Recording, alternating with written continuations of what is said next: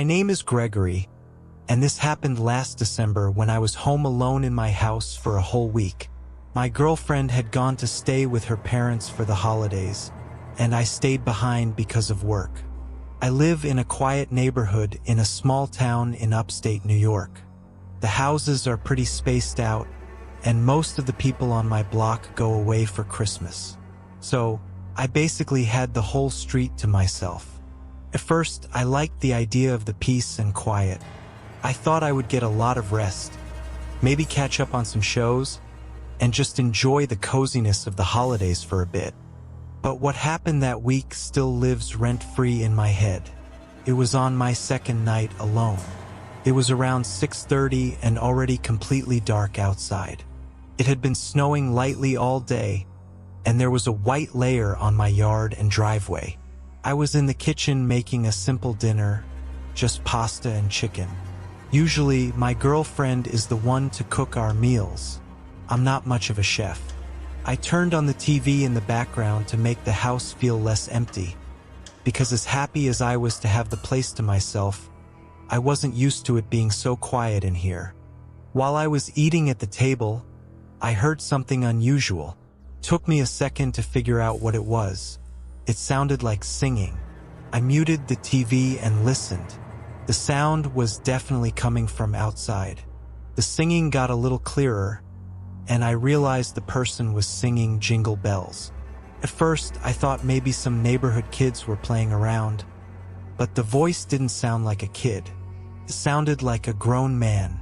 I got up and walked toward the front door because that seemed like the direction it was coming from. The closer I got, the louder it got.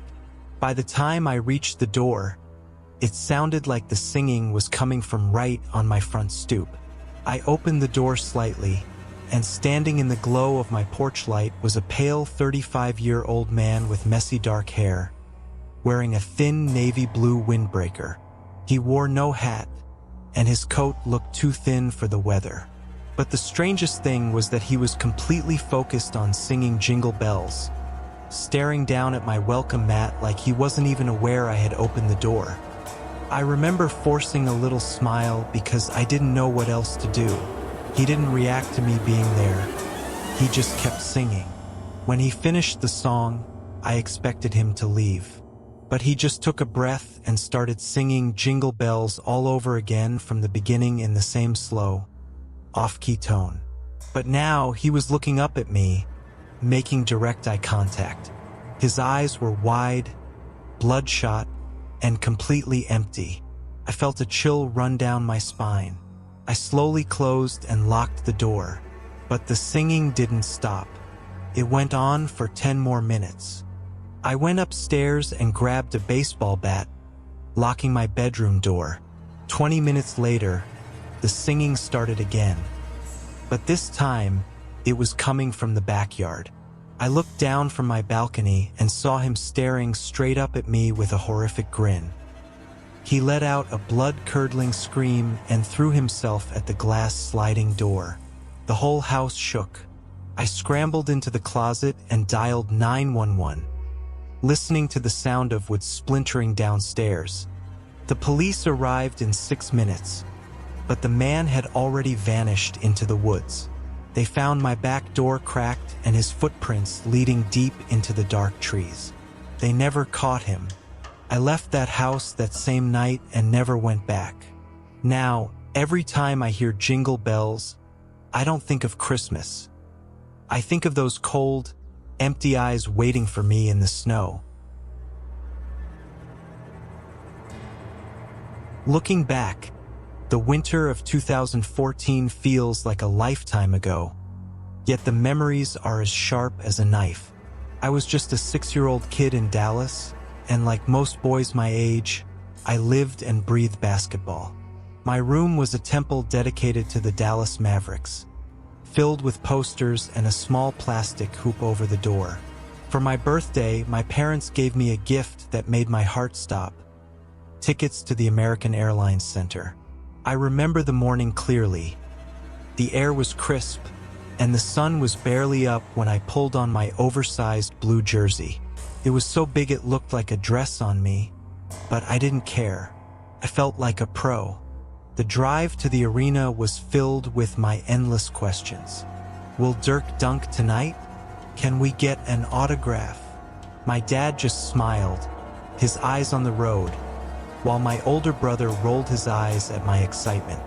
When we finally arrived, the stadium loomed over us like a mountain of glass and steel, glowing brilliantly against the dark Texas sky. The energy outside was electric, thousands of fans, the smell of street food, and the rhythmic thump of music coming from the speakers.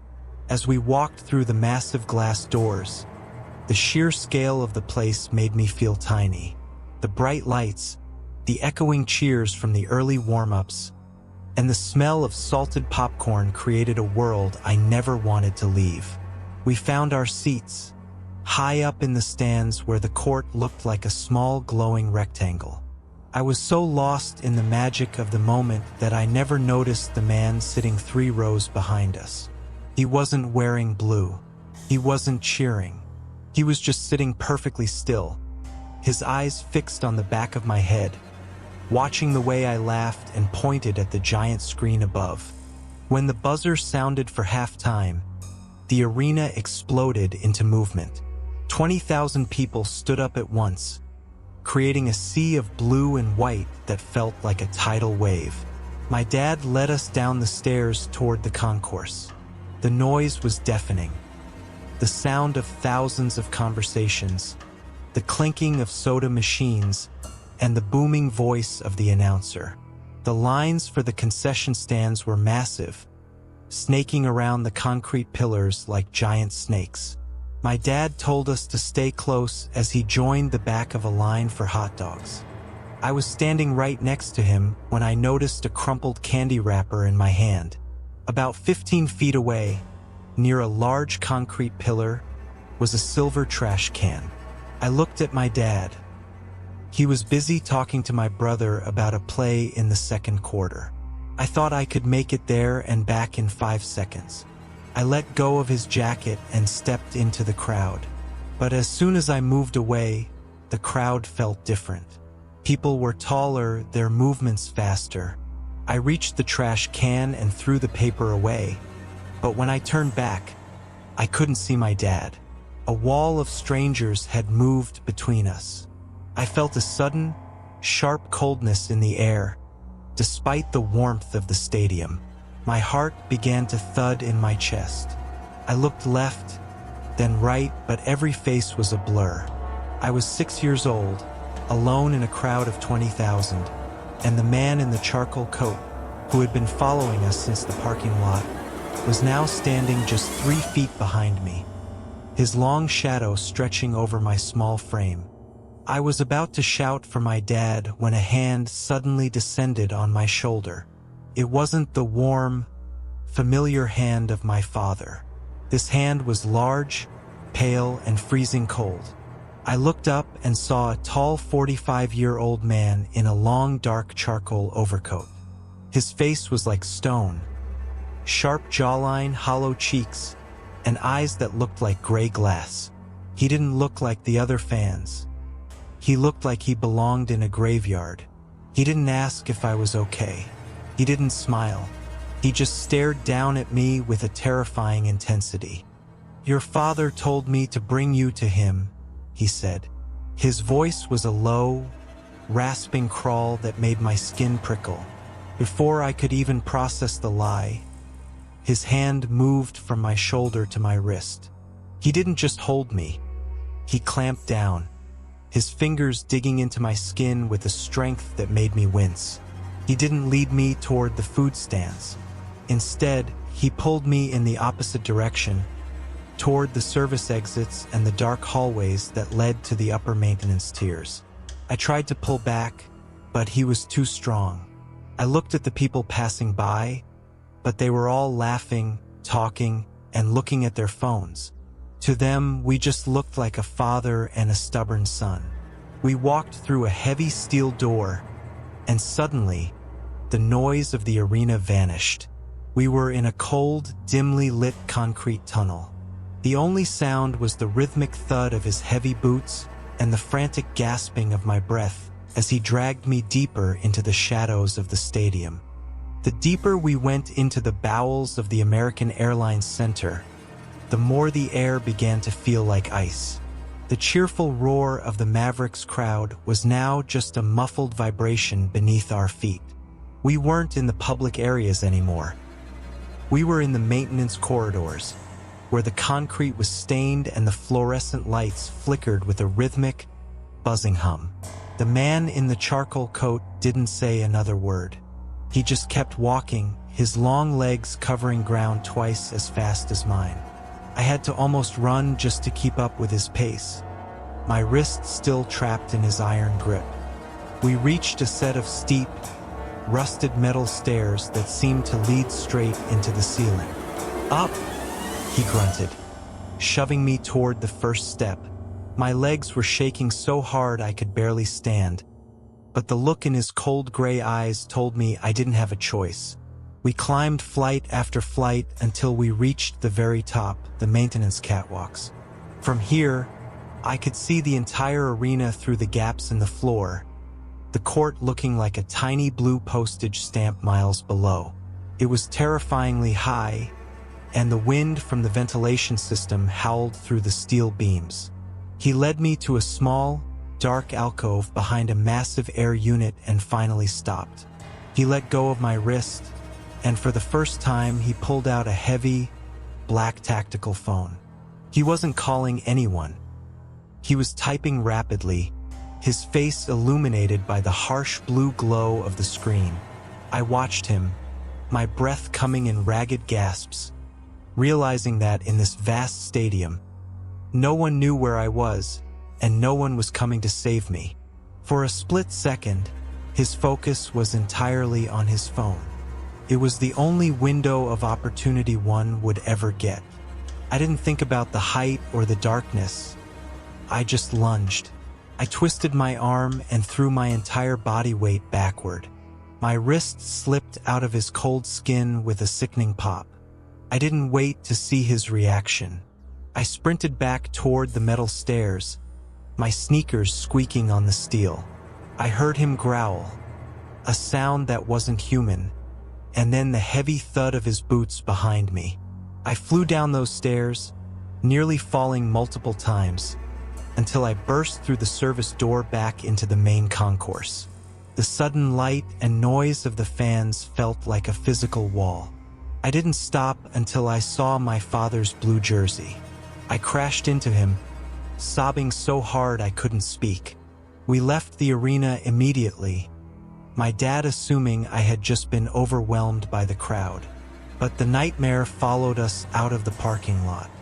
As we merged onto the I-35 highway, a black SUV with tinted windows pulled up in the lane next to us.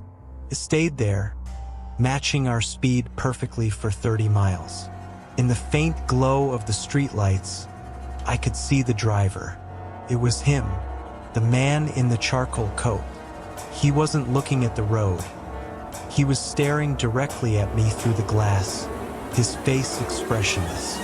In the back seat of his SUV, I could see two other silhouettes, large, motionless figures that looked like they were waiting for orders.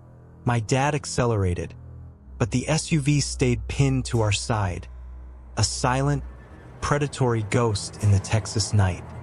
We finally reached our house in the suburbs and locked every door, but I knew the walls weren't enough to keep him out.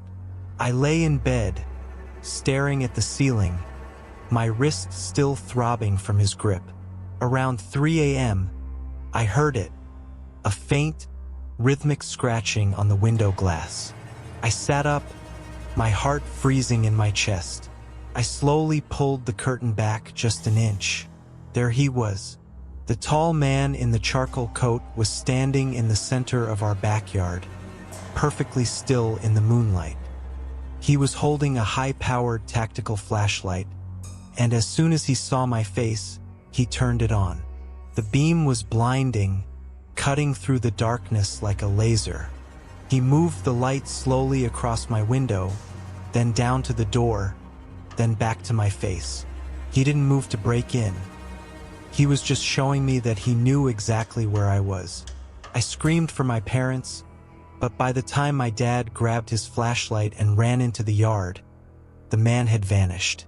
The only thing left behind was a set of large footprints in the damp grass and a single blue Mavericks jersey button lying on the porch. A week later, I found a note taped to the outside of the glass. In jagged, shaky handwriting, it said, "I'm still waiting for the fourth quarter. I'm an adult now, but I never go to games, and I never leave my windows uncovered. Because I know that somewhere out there, the man in the charcoal coat is still checking his phone, waiting for me to wander off just one more time."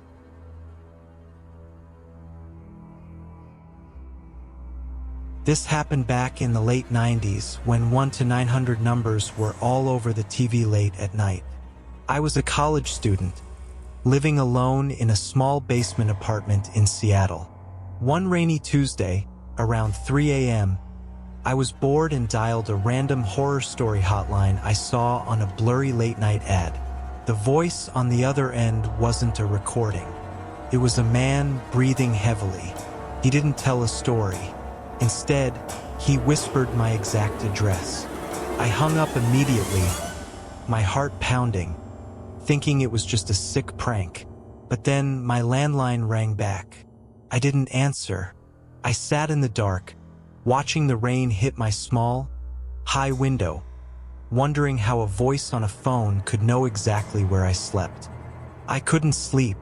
Every creak of the house sounded like a footstep. I walked over to the small window that looked out onto the street level. In the dim glow of the street lamp, standing across the road, was a thin, pale man in his 60s. He had long, greasy gray hair that stuck to his face in the rain. He was wearing an oversized bright yellow rain slicker that looked 2 sizes too big for him. He wasn't moving. He was just standing there, holding a yellow payphone receiver in one hand, even though there was no phone booth around. He was staring directly at my window, his mouth moving as if he was still talking to me through the line. I backed away from the window and ran to check the door. It was locked, but then I heard it, a faint ringing sound coming from the hallway outside my apartment. It was the same electronic chirp from the 1 to 900 hotline. I looked through the gap under the door and saw the hem of a yellow rain slicker. He was standing right outside. I grabbed a kitchen knife and yelled that I was calling the police. The ringing stopped. I heard the wet slap-slap of his boots walking away. When the police arrived, the man was gone, but they found the yellow telephone receiver hanging from my door handle. The cord had been cut cleanly. I moved out the next day, but sometimes, when my phone rings from an unknown number, I can still hear that heavy breathing and the sound of rain.